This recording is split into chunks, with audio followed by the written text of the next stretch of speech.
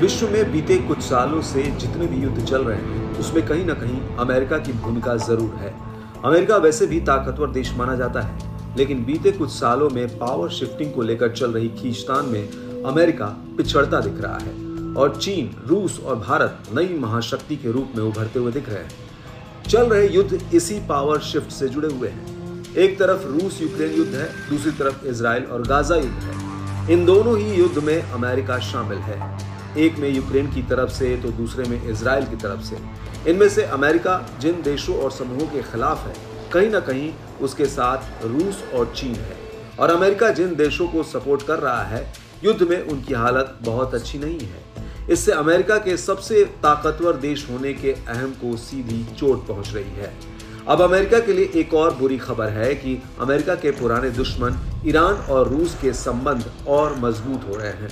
पिछले हफ्ते रूस की सुरक्षा परिषद के सचिव और पूर्व रक्षा मंत्री सर्गेई शोइगु जब ईरान में थे, तब रिपोर्ट सामने आई कि रूस ने ईरान को Iskander short range ballistic missile system और Murmansk BN electronic war system दिया है। अगर इसकी पुष्टि हो जाती है तो यह आदान प्रदान ये बताता है कि रूसी राष्ट्रपति व्लादिमीर पुतिन यूक्रेन के खिलाफ युद्ध जीतने के लिए कितनी दूर जा सकते हैं। दरअसल 310 मील की रेंज और परमाणु वॉरहेड फायर करने की क्षमता के साथ स्किंदर रूस की बैलिस्टिक मिसाइल क्षमता का एक मुख्य पार्ट है। इधर ईरान भी रूस से सुखोई Su-35 लेने की तैयारी में है। ईरान रूस से काफी कुछ खरीदने की तैयारी में है।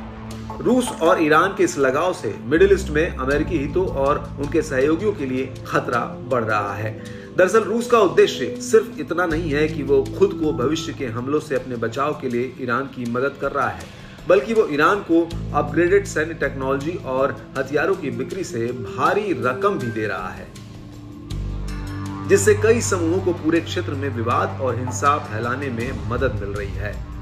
ईरान और रूस के बीच सैन्य और रक्षा औद्योगिक संबंधों का बढ़ना ऐसी पहल है जो रूस के यूक्रेन पर पूरी तरह से हमला शुरू करने के फैसले को बढ़ाने में मदद कर सकती है।